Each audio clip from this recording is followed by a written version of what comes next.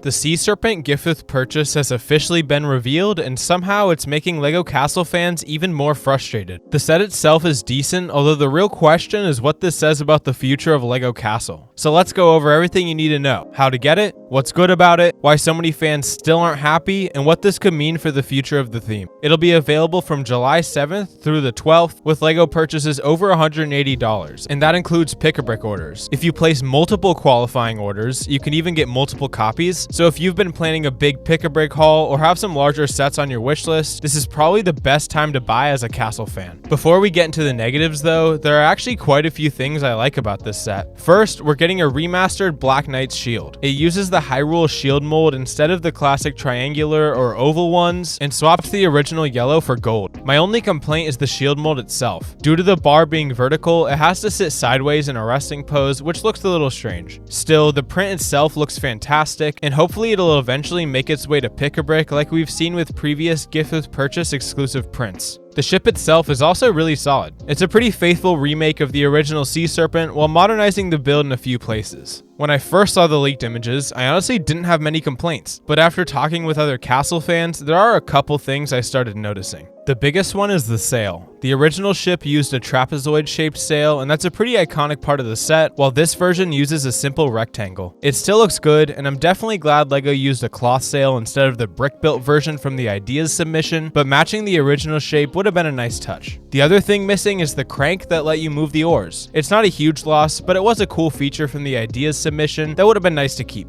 The bigger disappointment though is definitely the minifigures. Instead of giving us updated Black Knights, LEGO simply reused the Griffin Knight torsos with dark blue arms. They work well enough, but they don't really feel special. These could already be built on pick-a-brick for a bit over $2. On top of that, we're only getting 2 minifigures. The original Sea Serpent included 5, and even the Ideas submission had 3. The original Black Knights had a couple different torso variations, including one with plate armor, so there was definitely room for some new prints here. Even new printed legs would have made these feel a lot more unique. But honestly, the design issues aren't the main reason why most people are upset. The real problem is that this is yet another gift with purchase. LEGO continues to make every small castle set a limited time gift with purchase instead of putting affordable sets on store shelves. We literally haven't gotten a regular LEGO castle set under $100 in over 13 years. Castle fans have been asking for years for battle packs, siege weapons, village buildings, or really anything that expands the theme at a reasonable price. Instead, we've gotten a handful of expensive sets, CMFs that get scalped to oblivion, and the occasional promotional exclusive. If this Sea Serpent had simply been a $30 retail set alongside a small castle lineup, I don't think many people would care all that much about the reused torsos or a missing play feature. But when it's the only new castle release this year, every issue feels bigger, and that's what makes this reveal so interesting. On one hand, LEGO clearly knows there's still interest in Castle, but on the other hand, it also feels like LEGO is sending mixed signals. We've gotten some great collector's sets, some wildly popular CMFs, a bunch of Castle parts on pick-a-brick, and of course various gift with purchases. But meanwhile, fans who just want to walk into a store and buy a $20 to $50 Castle set still don't have that option. The issue isn't that LEGO doesn't believe in Castle. I think it's that they treat Castle as a premium nostalgia theme instead of a product line with a variety of smaller, more accessible sets. Personally, I hope that's something that changes. Every time a Castle release does well, whether it's a gift with purchase, a huge icon set, it gives LEGO another reason to invest in the theme. We can only hope that it'll eventually lead to the affordable retail sets that we've been asking for all these years, but at the moment, things still haven't changed.